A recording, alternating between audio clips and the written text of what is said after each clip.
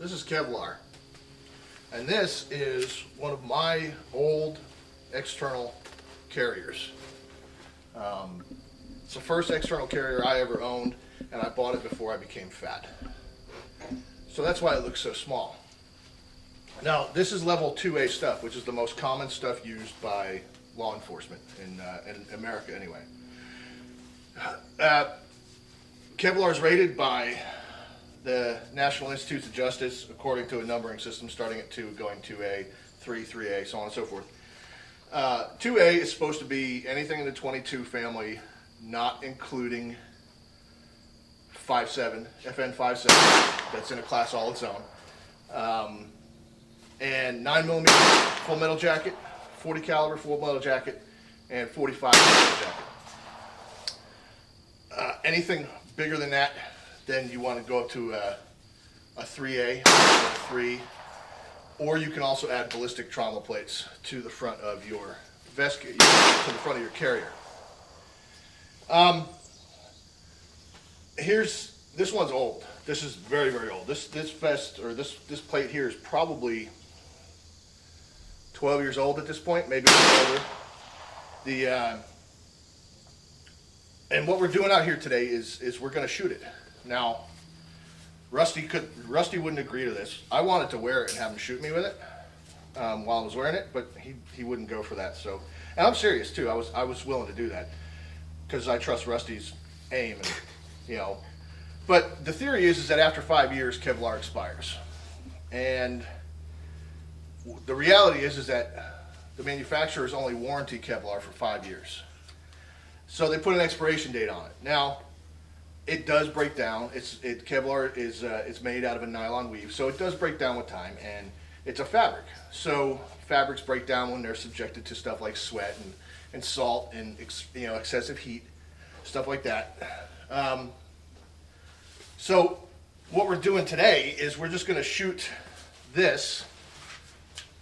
Okay, there's an insert in the backside there. We're going to shoot it with several calibers. We're going to shoot it with some high velocity 22 hollow points, okay?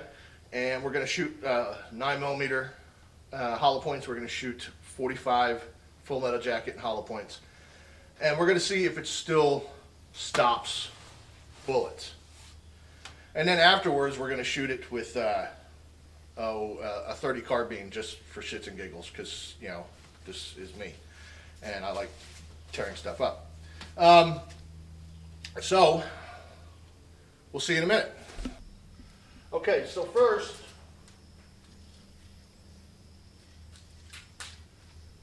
.22 with one round nose and one high velocity hollow point.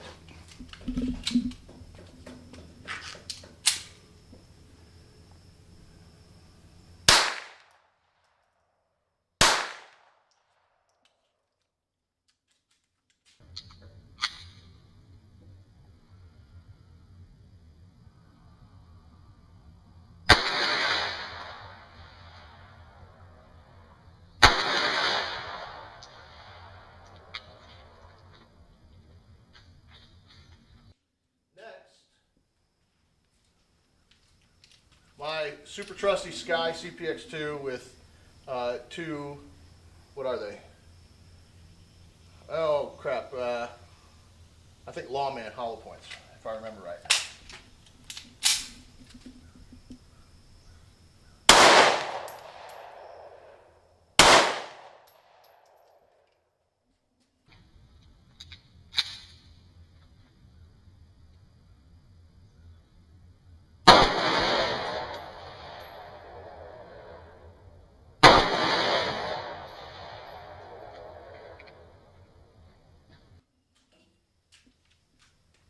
Next, a SIG, what is this, 226 with two federal premium law enforcement.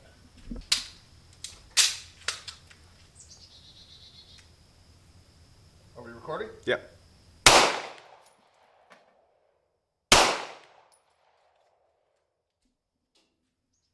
We gotta reset that. Are we recording? Yeah.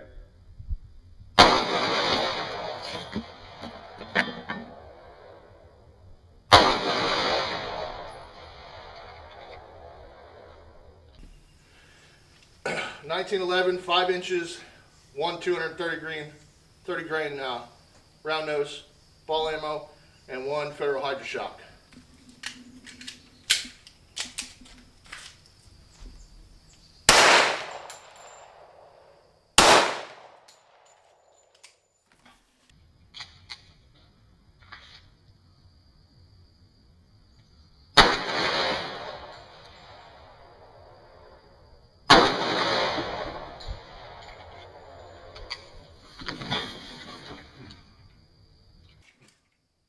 All right, let's see how we did.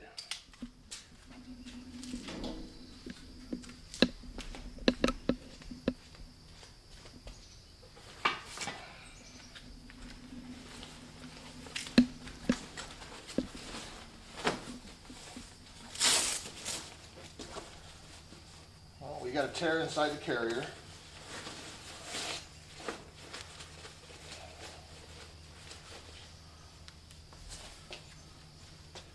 And we got penetration on one.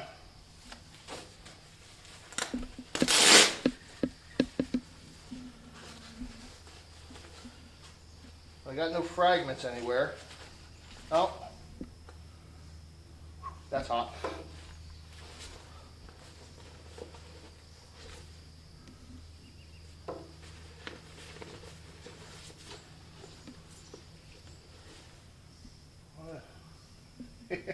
Here's a 9mm hollow point.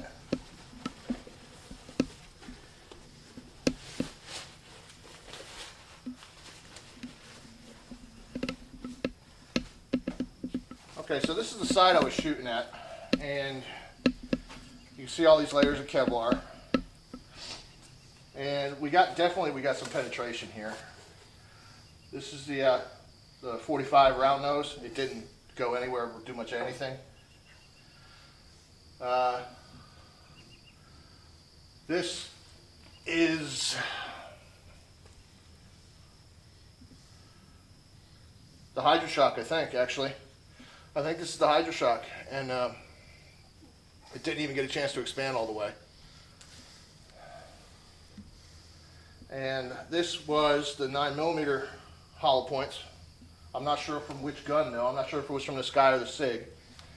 And it looks like everything else, oh, here's the 22 hollow point. And it looks like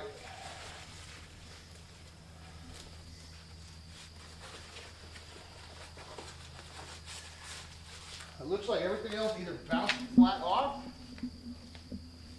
or went right through, but I don't think they all went right through. Now, if you look on the phone book here, this phone book took some significant kinetic damage here. There's, a 1/2 inch deep divot right here. And that is probably from one of the 9mm hollow points.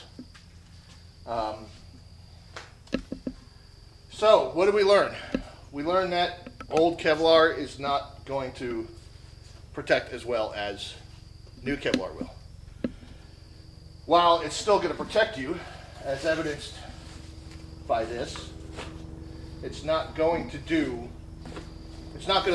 work up to its full potential. So, what can you do if you're a cop and you work for a small agency that uses older vests? First off, you wait for the helicopter to fly over.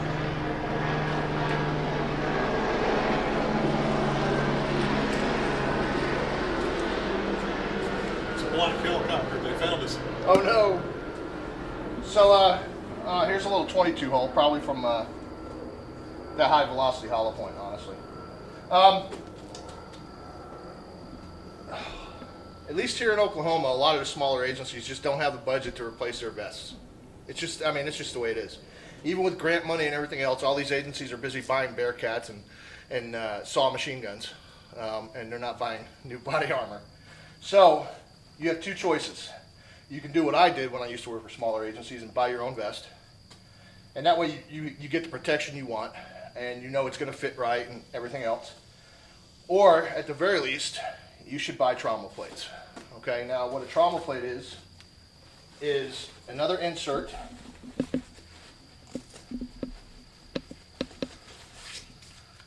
like this. Now this is a Kevlar trauma plate, and all it does is, this one here is just adding one extra layer of Kevlar right over the sternum, right over the solar plexus. But if it were me, I would go with either steel or ceramic. Steel and ceramic, they're going to offer the same ballistic protection. Ceramic is going to break when it gets shot. It's designed to do that. It's also significantly thicker than the steel trauma plates, but it's also lighter. So you can have something that thick but lighter than steel, or you can have something that thick and as heavy as steel. Either way, you should definitely run a trauma plate, at least on the front. Now, if you're protecting a retail area and you need to protect yourself from repeated shots to the back with a 300 Win Mag or a 338 Lapua, then you can always duct tape another trauma plate to your back. Gecko 45, is that you? Anyway, so that's my completely unscientific test with expired Kevlar. Now what we're going to do is we're going to shoot another insert, the other one that goes to this carrier, with we're going to shoot this with some 30 carbine and some 38 super, and I just want to see how bad it gets. See you in a minute. You're on.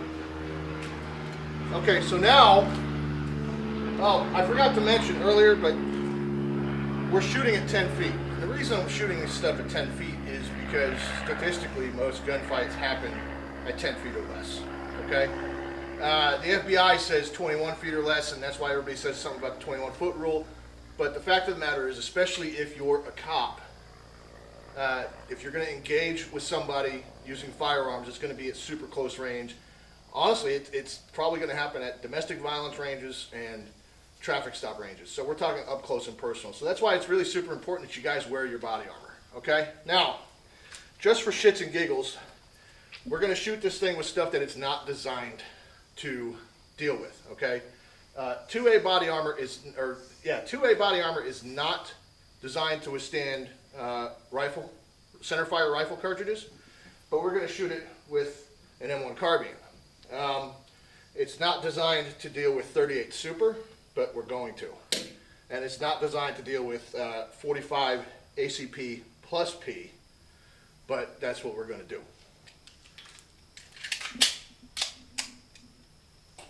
Let me clean this.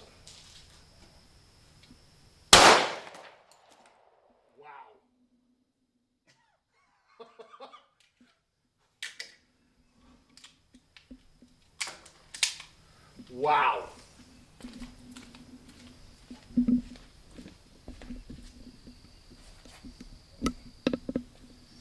Okay, we're going to reset the target and we'll be back in a second. Let me clean this.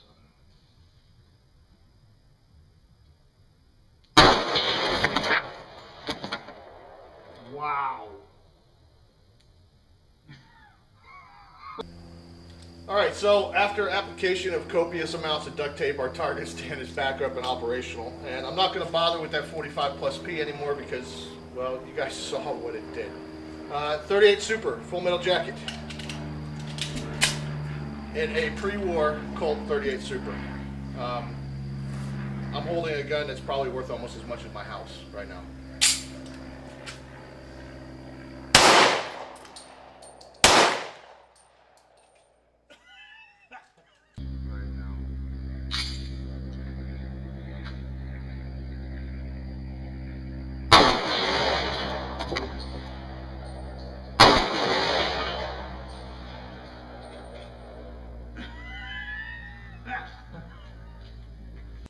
Now, just for shits and giggles. Look at the face. I know. You guys will see what it did here in a second, but 30 carbine, focus on the target when I'm shooting, okay? 30 carbine, guys. Ready? Is that a yes, Rusty? Is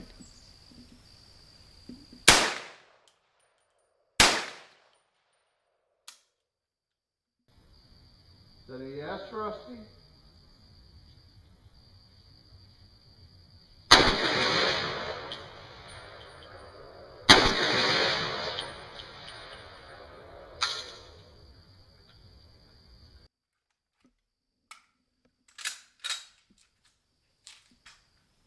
Okay. Didn't even slow it down. So, first off,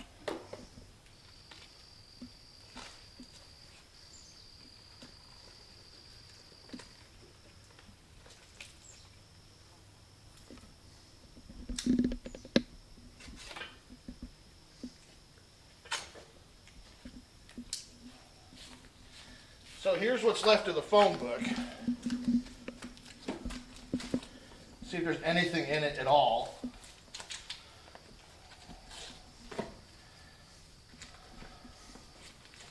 No, there's nothing in it.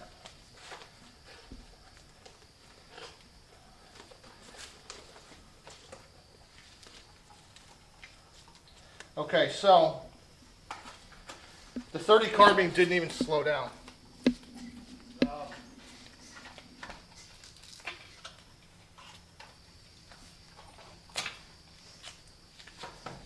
The 30 carbine went, there's 30 carbine right there. It went in one side and out the other. And so did at least one of the 38 supers. Let's see if we recovered anything.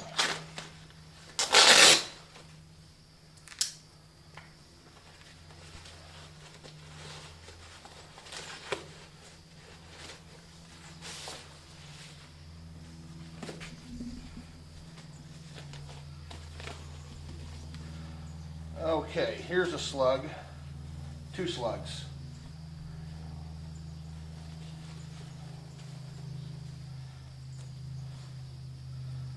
.38 Super went almost, it went to the last layer. So it went through almost all the Kevlar and into the last layer. And the other .38 Super would have gone just as far, except I put it right on top of the first one. So the first one stopped it from going any further. And now 38 Super isn't the chosen caliber of your local gangbangers, but it's nasty. 38 Super was designed to defeat car windshields and sheet metal on car doors back in the early days of the OSS. So it's no surprise that it's going to go through Kevlar like it did. So there's a perfectly mushroomed 38 Super slug. I'm going to keep that. That's neat. So what did we learn? We learned that old body armor is probably not the best, and we learned without a doubt that you should be wearing a trauma plate. You should, if in all seriousness, if you wear body armor on your, on your day-to-day life, cop, armed security, armored car driver, whatever, then you need to have a trauma plate, guys, because even if it doesn't penetrate the body armor and actually penetrate your skin, it's carrying an awful lot of kinetic energy, and the right load, like this 38 Super, I guarantee this 38 Super would probably rupture organs without ever penetrating your skin. I mean, this is a beast of a round. So if you wear body armor, huh? Question?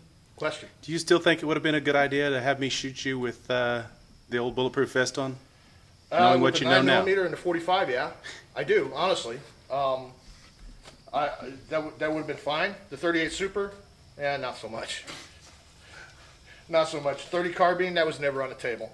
But the 22 and the 9mm and the 45, I would have done it. Oh, wait a minute. What did I find? I found something. Ah, here's the 45 plus P. It went about halfway through. It didn't get a chance to expand all the way before the Kevlar stopped it. See, that's what Kevlar does, because it's constantly overlapping weaves of nylon. It's designed to take that kinetic energy, spread it out, and slow down the projectile. So even old Kevlar does its job, but I'm not going to spend hundreds of dollars on new Kevlar to see the difference between the two. But if one of my viewers happens to work for a body armor company and wants to send me one to test, I'll absolutely do it. Same with ballistic gel, because I'm not in a position right now to buy that expensive professional quality ballistic gel, because I'm too busy trying to get Red Fork off the ground. But there it is. As usual, thanks for watching. Subscribe, like, follow me on Twitter and Facebook. All the links are going to be down below. Don't forget redforkammo.com. Place your pre-order. We're getting really super close to the 3rd milestone, which means that somebody else is going to end up getting their order doubled. And that's it. See you next time.